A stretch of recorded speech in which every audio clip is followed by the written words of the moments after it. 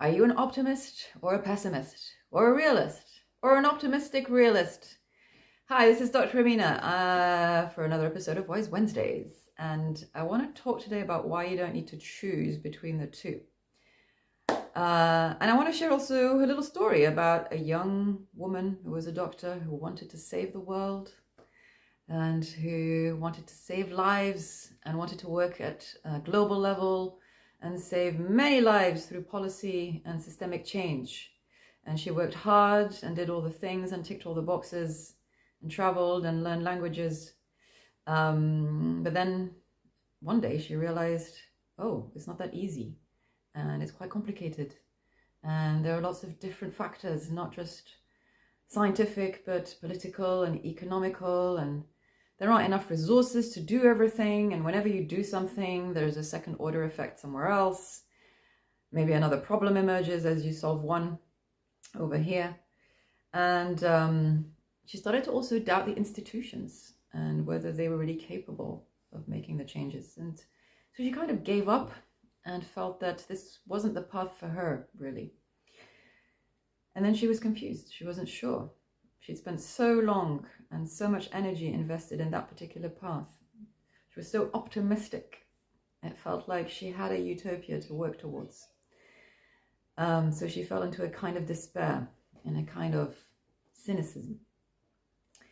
But it didn't last long because she started to ask herself questions. She started to work with people who were wiser than her and who knew more than her, had more experience, and she read a lot, and she started to contemplate and meditate until she started to get some deeper answers about how the world works and who she is and what she's meant to do. And if you haven't guessed, then I'm talking about myself. That's my version of my journey today. And I want to share it with you because I think we all go through a similar phase. So hopefully you resonate with it or you recognize something in it that you've experienced.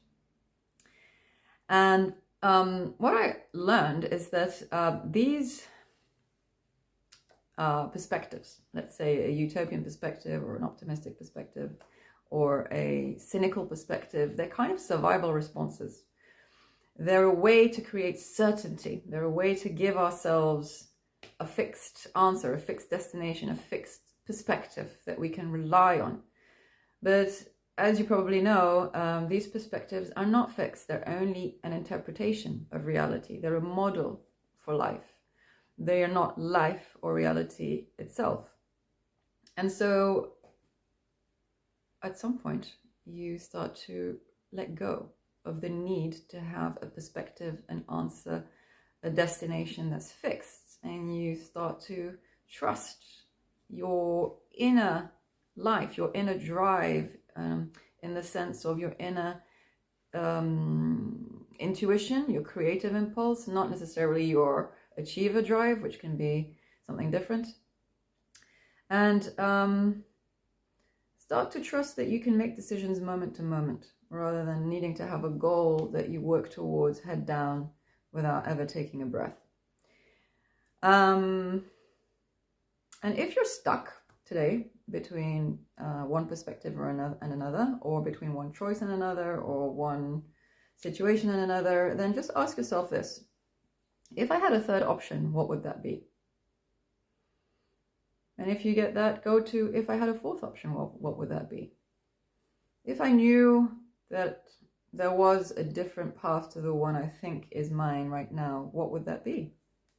And be curious and give yourself some time and space for that answer or that shift to happen, so that you can be more fluid with your perspectives and you can wear the perspective that feels wise in the moment.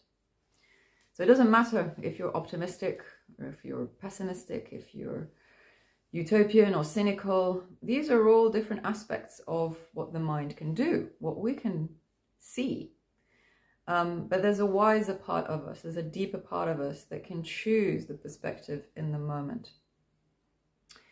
And that allows for deeper and deeper mystery and more possibility and a sense of more ease in life.